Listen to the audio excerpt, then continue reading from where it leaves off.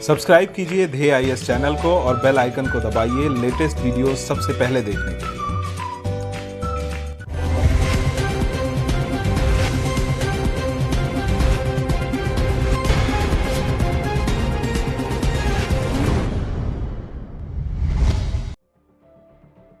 आज यानी 28 दिसंबर को देश की सबसे पुरानी राजनीतिक पार्टी भारतीय राष्ट्रीय कांग्रेस अपना 136वां स्थापना दिवस मना रही है।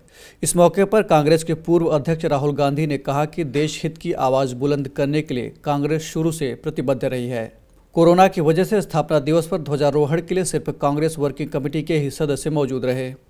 डीएनएस में आज हम आपको भारतीय राष्ट्रीय कांग्रेस के बारे में बताएंगे और साथ ही समझेंगे इससे जुड़े कुछ दूसरे महत्वपूर्ण पक्षों को भी। 1857 की क्रांति का अंग्रेजों ने सफलतापूर्वक दमन जरूर कर दिया था, लेकिन तब तक देश में अंग्रेजों के खिलाफ माहौल बन चुका था। इस क्रांति ने भारतीय जनमानस के भीतर एक नई तरह की राजनीतिक चेतना जगा दी थी। इसके बाद ही भारतीयों के लिए राजनीतिक मामलों में मंच बनाने की भूमिका लिखी गई और इंडियन नेशनल कांग्रेस जैसी पार्टी अस्तित्व में आई। स्वतंत्रता से 62 साल पहले 28 दिसंबर 1885 को मुंबई के गोकुलदास तेजपाल संस्कृत महाविद्यालय में कांग्रेस का जन्म हुआ था। स्कॉटलैंड के एक सेवानिवृत्त सिविल सेवा अधिकारी ए.ओ. ह्यूम ने कांग्रेस पार्टी की स्थापना की थी। हालांकि शुरुआत में ए.ओ. ह्यूम को पार्टी के संस्थापक का दर्जा नहीं मिला, लेकिन साल 1912 में उनकी मौत के बाद उन्हें कांग्रेस का संस्थापक घोषित किया गया। गौरतलब है कि कांग्रेस की स्थापना भले ही एक अंग्रेज ने की थी, लेकिन संगठन का अध्यक्ष एक भारतीय को चुना गया। साल 1885 में 72 प्रतिनिधियों की मौजूदगी में व्योमेश चंद्र बनर्जी को कांग्रेस का पहला अध्यक्ष चुना गया।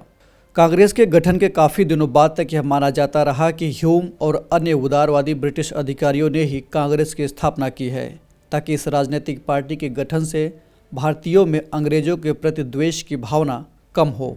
हालांकि बाद में तमाम इतिहासविदों ने इस धारणा का खंडन किया है।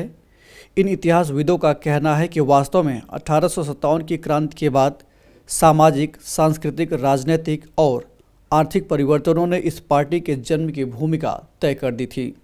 इसलिए भारतीय राष्ट्रीय कांग्रेस के गठन के पीछे दो सिद्धांत दिए जाते हैं। पहला काल्पनिक सिद्धांत और दूसरा वास्तविक सिद्धांत। काल्पनिक सिद्धांत के मुताबिक ए.ओ. ह्यूम की मानवीय दृष्टिकोण की वजह से आईएनसी की स्थापना हुई।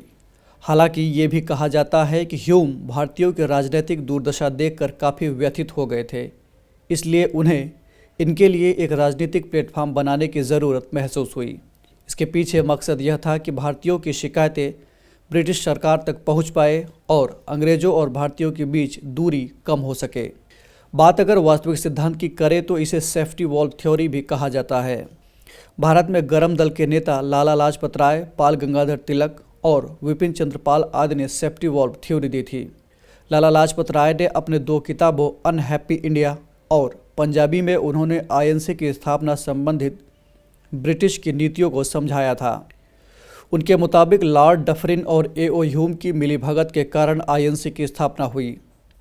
दरअसल 19वीं सदी की शुरुआत से ही भारत में राष्ट्रवाद और अंग्रेजों के खिलाफ गुस्सा बढ़ने लगा था।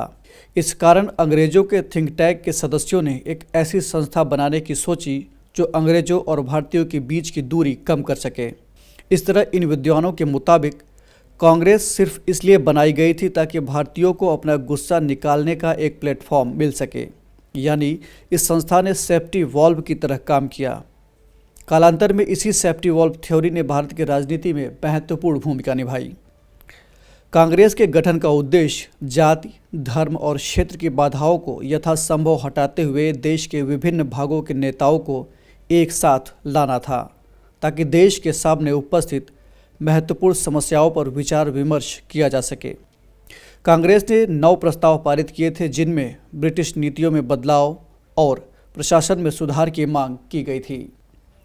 लगभग साल 1907 तक कांग्रेस ने ब्रिटिश सरकार के प्रति अपना रवैया काफ़ी नरम रखा था, लेकिन बाद में जब कांग्रेस को एहसास हुआ कि उनका यह नरम रवैया अंग्रेजों को नहीं पिघला पा रहा है, तो उन्होंने जन आंदोलन का रास्ता अपनाया। भारत के स्वतंत्रता संघर्ष में कांग्रेस ने काफ़ी महत्वपूर्ण भूमिका निभाई थी। आज़ादी के बाद भी कांग्रेस भारतीय राजनीति में अगुवा बनी रही।